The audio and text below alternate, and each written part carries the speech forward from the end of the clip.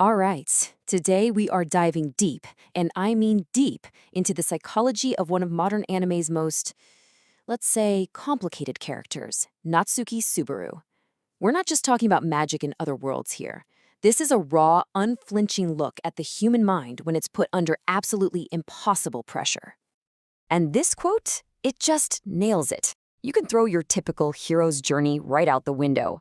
ReZero takes that whole formula, looks at it, and then just completely shatters it. See, Subaru's story isn't about becoming the strongest guy in the room. It's about the brutal struggle to just survive himself. So how does the story pull this off? Well, it makes Subaru a complete deconstruction of that typical self-insert protagonist we see all the time. He's not the hero you want to be. In a lot of uncomfortable ways, he's the person we're all a little afraid we might actually be. And that is exactly why so many people have such a tough time with Subaru, right? We see his envy, we see his pride, we see his absolutely crippling guilt. These are not heroic traits, they're just uncomfortably real. And the story puts all these flaws under a microscope and then proceeds to smash that microscope with trauma. But here's the thing. To really get why he breaks so spectacularly in this new world, you have to look at the psychological baggage he was already carrying with him. He didn't just show up as a blank slate, you know? He arrived already broken in his own quiet way. And this baseline? It's absolutely critical to understanding him. He had this severe inferiority complex, basically from living in the shadow of his super popular dad. It wasn't a small thing, it literally defined his whole worldview. This led to a desperate need for attention. And when his weird behavior just pushed people away, he shut down. He stopped going to school, became a total shut-in. So those dead eyes we see when he first arrives, they tell a whole story of someone who was already drowning, long before any magic got involved. And this line from him, man, it just perfectly captures the war going on inside his head. That's not just him reacting to his failures in this new world. That's the voice of someone who has felt completely powerless his entire life. That deep, deep self-loathing was already there, just sitting under the surface, waiting for a trigger. And that trigger, of course, is his famous ability. But, calling it a superpower feels wrong. It's a massive understatement. It's not a gift. It's the very engine of his suffering. It's the mechanism of his psychological torture. How this ability is framed is everything. The Witch of Envy calls it a way to challenge fate. But let's be real, in practice, it is a cruel, cosmic joke. It doesn't make him stronger.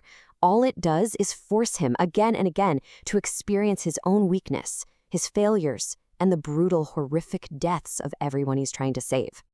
Just think about this cycle for a second. It's psychologically devastating.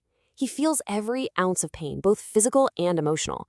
But that third step, the isolation, that's the real poison here. He carries all these horrible memories, this unimaginable weight, and he has to do it completely and utterly alone. I mean, think about it from a real-world perspective. What's the first step to overcoming trauma? You talk about it. You find support. Subaru's denied that basic human need. Every single time he even tries to mention it, the witch's power literally crushes his heart. So he has to carry it all in silence, which just chews away at his sanity and makes him paranoid and unable to trust anyone. So, this all brings us to the emotional rock bottom of the whole story. This constant loop of dying and being alone, it's just not sustainable. A human mind can only take so much before it just breaks. And in Arc 3, Subaru's mind doesn't just break, it completely shatters. And just look at how fast it all falls apart. First, his own pride gets him publicly humiliated. Then, he's forced to watch someone he loves get murdered in the most brutal way imaginable. And then, he's rejected by the very person he's doing all of this for. It is the absolute perfect storm of failure, trauma, and abandonment, and it just pushes him right over the edge. And what's happening to Subaru here? Well, there's actually a psychological term for it: learned helplessness. It's what happens when you go through so many painful things you can't control that you just stop trying. You internalize this belief that you are useless, that nothing you do matters. You learn to be helpless. And that's exactly where Subaru is. He's truly, deeply hopeless. And all of that, it leads to this. This one line, just screamed in total desperation to Rem, is the absolute lowest point of his entire journey. It's everything. His old inferiority complex, all the new trauma from Return by Death, all boiling over. He has hit rock bottom hard. But, you know, hitting rock bottom means there's only one way to go up. And his recovery, his path back, it doesn't come from some new magic spell or a sudden power up. No, it comes from something far more real, something far more human. It comes from connection. This scene is everything. On one side, you have Subaru just listing every single reason he hates himself, just tearing himself down piece by piece. And on the other, you have Rem, who sees right through all of it. She doesn't just argue with him, she offers him a completely different story about who he is. She gives him a reason to believe in himself when he has absolutely zero reasons left. And the key here is that his healing doesn't start until he finally stops trying to be the lone hero and just allows himself to be vulnerable. By confessing how weak he feels, he opens the door for someone else to come in and help carry that weight. For Subaru, hope isn't a power, it's a person. And all of this really brings us to the core idea of his entire character, right? His whole journey is about completely redefining what strength and what being a hero actually mean in this world. So let's break it down. On one hand, you have the typical Isekai fantasy. The hero gets immense power, he gets a rage boost after a tragedy, and he solves everything by himself. But then you have Subaru's reality. He's a nobody. He's not strong, he's not smart.